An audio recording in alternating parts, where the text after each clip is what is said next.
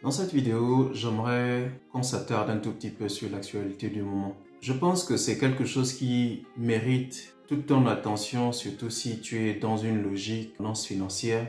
Et peut-être que tu comprendras à quel point il est crucial, il est même existentiel pour toi d'être puissant sur le plan financier, de devenir sauvagement riche, j'ai envie de le dire, et puissant. Alors, l'actualité nous amène particulièrement au Gabon, un pays hospitalier où la communauté libanaise semble être installée depuis plus d'une trentaine d'années. Donc, où elle jouit de l'hospitalité africaine et plus spécifiquement gabonaise. Je pense que c'est aussi le cas en Côte d'Ivoire, un autre pays, où cette communauté est massivement présente. En Afrique centrale, c'est au Gabon.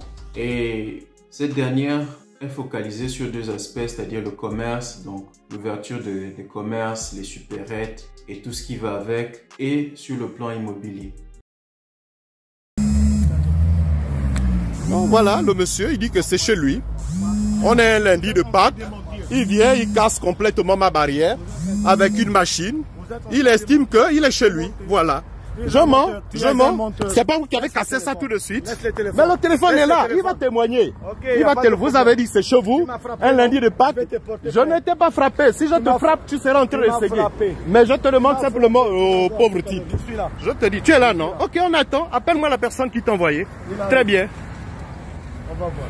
Monsieur estime, la NUTC demande qu'on arrête les travaux pendant qu'on gère.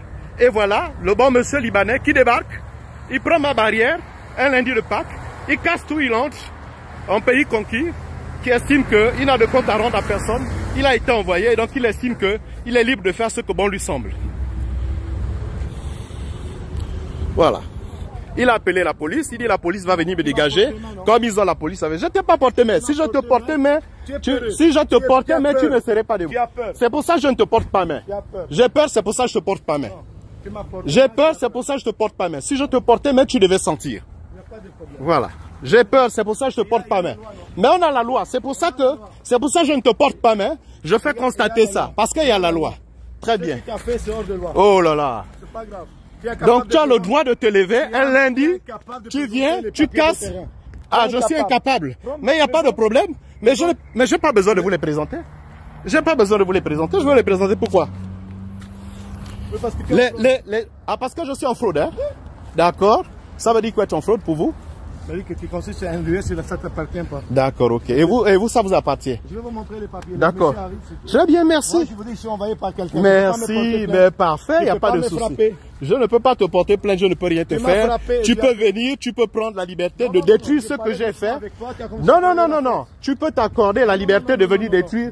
Quelle force? Si je t'assure que si j'utilisais la force contre toi, tu ne serais pas debout. Je te dis, si j'utilisais la force contre toi, tu ne serais pas debout. Mais je prends la peine. Si j'utilisais la force contre toi, je ne serais pas debout. Voilà. La NUTC qui vient, qui demande aux gens d'attendre un terrain appartenant à l'État gabonais, parce que ça fait le retour au domaine public. Nous attendons, nous avons introduit les régularisations auprès de la direction générale du patrimoine de l'État. Et un Libanais qui estime qu'il a les papiers de ce terrain l'appartient. Donc, il peut venir librement, il peut s'accorder la liberté de venir détruire comme si on était dans une jungle. Voilà. Voilà ce qu'est devenu le Gabon aujourd'hui. Voilà ce qu'est devenu le Gabon, la loi de la jungle. Monsieur le Libanais débarque et il décide de tout casser parce qu'il estime qu'il est chez lui et qu'il a été envoyé. D'accord, on est dans la jungle. C'est très bien. Mais on va informer le peuple gabonais.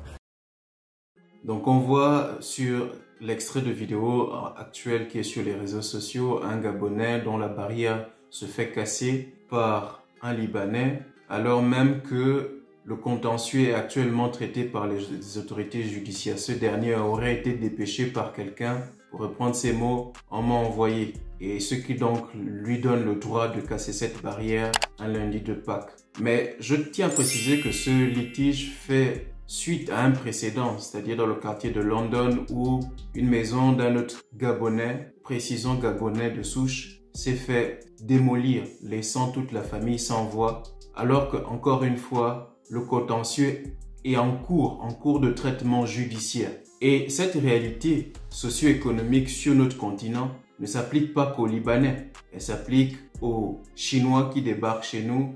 Elle s'applique aux Indiens qui arrivent nouvellement.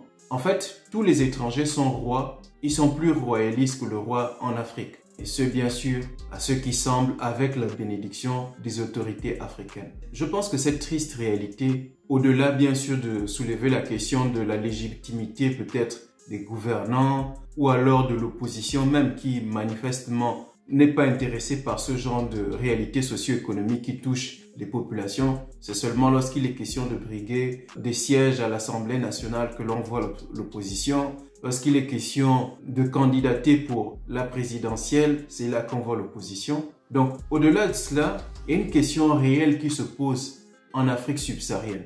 La question d'une conscience historique, d'une conscience géopolitique. Est-ce que les Africains subsahariens, je le précise, donc les Africains à la couleur d'ébène, est-ce qu'ils sont conscients de leur histoire? Est-ce qu'ils sont conscients de la réalité géopolitique contemporaine de l'histoire? Parce que quand on est conscient de ces éléments, je pense qu'en tant qu'Africain, quels que soient les petits conflits d'intérêts qu'on peut avoir avec des hommes d'affaires d'une communauté étrangère, par amour propre, je dis bien, le positionnement qu'on adopte est différent, est radicalement différent. On opte d'abord pour sa communauté avant de se positionner pour des intérêts pécuniaires. En fait, ce qu'on est par amour propre nous amène à prendre le pas sur la cupidité.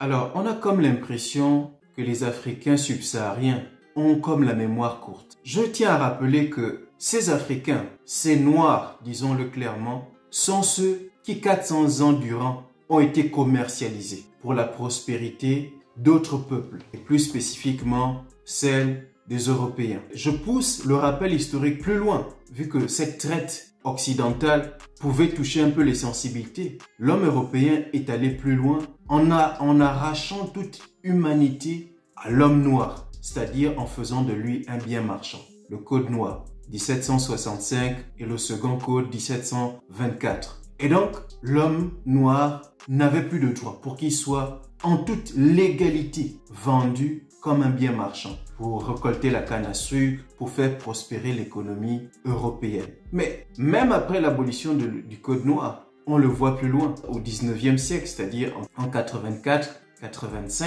malgré cette abolition de la valeur marchande de l'homme noir, l'homme, l'Européen, ne s'est pas empêché de se partager le continent africain.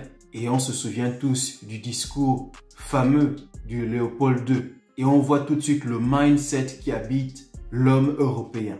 Et ce n'est pas tout. Ce mindset les accompagne même jusqu'au niveau des indépendances. Je rappelle pour ce qui est des colonies françaises que De Gaulle a refusé de donner l'indépendance aux pays d'Afrique francophone. Et donc il était question de choisir entre l'intégration dans le franc CFA ou l'indépendance en volant de ses propres ailes, avec risque et péril, c'est-à-dire risque de représailles. Et on se souvient de la Guinée, de Sékou Touré. Donc, en fait, l'histoire de l'homme subsaharien te rappelle le regard que l'homme européen, que l'homme étranger porte sur l'homme subsaharien. Et ce n'est pas prêt de changer. C'est un racisme systémique. Je dis bien systémique. C'est-à-dire que c'est un racisme institutionnel. Et ne pas le voir, c'est être naïf. Ça ne s'applique pas qu'à l'homme européen. Ça s'applique à l'homme asiatique. Je te rappelle que du 7e au 20e siècle, il y a eu la traite orientale,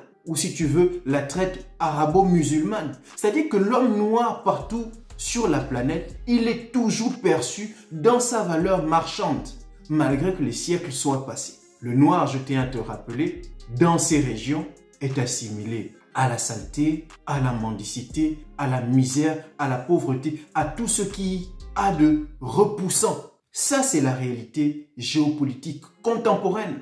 En France, on le voit. Tout le discours haineux déversé sur les plateaux, notamment avec Éric Zemmour. On le voit. Même aux États-Unis, la communauté noire, qui peut-être serait la communauté la plus favorisée. Mais on voit comment elle est traitée. Je te rappelle que les manifestations pour George Floyd, nous sommes en plein 21e siècle. Nous sommes en plein 21e siècle. Voici comment sont traités les Noirs partout sur la planète. Et pour revenir au Liban, comment sont traités les domestiques au Liban? Du moins, le Liban, dans ses beaux jours, c'est-à-dire juste avant que la livre libanaise ne s'effondre, c'est-à-dire qu'elle ne perde sa valeur de plus de 90%, puisqu'elle est dans une crise économique et même sécuritaire, une crise qui ne dit pas son nom. Mais comment sont traités les domestiques là-bas? Est-ce que tu as regardé l'actualité? Comment sont traités les subsahariens là-bas? Ceux qui y vont là-bas pour gagner leur vie, pour travailler comme domestiques. Comment sont-ils traités? Il y a des lieux, des plages interdites au noir. Il y a des bars interdits au noir. Voici la réalité géopolitique dans laquelle le subsaharien vit. Et dans cette réalité où le noir n'est respecté nulle part sur la planète, voici que même sur son propre continent, il n'a plus de droit, il n'a plus de respect. Mais est-ce que le bon sens nous a quittés jusqu'à ce niveau-là? Si en dehors du continent, l'homme subsaharien ne peut pas exercer sa liberté, son droit, parce qu'il n'est pas chez lui, il faut le préciser. Maintenant, chez lui, il doit se retrouver être étranger et privé de ses droits et de ses libertés. Comment peut-on arriver à un niveau où on est tombé si bas? Les Kwame Nkrumah, Patrice Lumumba, Nyobe, Nyanda Makita, tout cela se sont-ils donc battus pour rien? Tout cela n'était-ce pas pour que l'homme noir puisse être autonome, puisse être libre? Comment peut-on manquer à ce point de conscience historique et géopolitique au point de devenir des esclaves sur ses propres terres? Je le dis, des esclaves économiques, parce que c'est cette réalité qu'on a. J'aimerais conclure cette petite capsule et te donner des conseils pour que tu puisses te préserver toi-même, parce que manifestement, on ne peut pas compter sur les autorités qui nous dirigent. On aurait bien aimé avoir des Kadhafi en Afrique subsaharienne. À Kadhafi, on peut reprocher un certain nombre de choses, mais le bien-être économique de son peuple, et j'ai envie de dire la volonté d'autonomisation du continent africain, ça on doit le lui laisser. Un gouvernant qui permettait d'avoir à ses populations de l'eau gratuite, de l'électricité gratuite, le carburant à moins d'1 euro le litre, permettait à chaque citoyen d'avoir une maison. C'est-à-dire que quand un couple se mariait, ils avaient le choix entre une villa et un appartement. Mais d'ici à ce qu'on arrive à avoir des Kadhafi en Afrique subsaharienne, peut-être en faisant un coucou ici au gouvernement actuel du Mali, en espérant de tout cœur qu'ils y arrivent dans leur démarche. En tout cas, ils ont tout le soutien des Africains conscients. Mais d'ici à ce qu'on arrive là, j'aimerais te dire, jeune homme, jeune fille africaine subsaharienne, tu dois prendre ta destinée en main. Tu dois prendre ton sort économique en main. Tu dois haïr la faiblesse. Tu dois haïr la pauvreté. J'ai bien dit haïr. Les religions importées qu'on nous a menées avec la Bible dans une main et l'arme à feu dans l'autre, ou encore le Coran dans une main et une politique inhumaine dans l'autre, ces religions sont un trompe-l'œil. Parce que dans ce monde, sur le continent africain, on ne respecte que ceux qui ont l'argent, il faut le dire. Et c'est malheureux. Donc si toi, tu veux pas être une victime sur tes propres terres, si tu veux pas que tes enfants soient des victimes sur leurs propres terres, il faut que tu cherches brutalement l'argent. Il faut que tu cherches à être brutalement puissant sur le plan financier. Tu dois haïr la pauvreté, tu dois haïr la misère, tu dois haïr la faiblesse. Parce qu'on ne respecte que l'effort. Et donc tu dois travailler dans ce sens. Les terres sont là. Retourne au village. Cultive la terre. Aujourd'hui, l'agriculture, j'en parlerai dans une prochaine vidéo. L'agriculture est un secteur porteur qui n'a pas encore fait les millionnaires chez nous. Parce que sur la planète, c'est un secteur qui a fait des millionnaires et des milliardaires. Chez nous, c'est encore possible de s'enrichir grâce à l'agriculture, grâce à la viculture. Sur le plan industriel, on n'a encore rien fait. Il y a encore de la place à ce niveau. La création des machines pour pouvoir justement passer à l'agroalimentaire, c'est-à-dire transformer les produits alimentaires.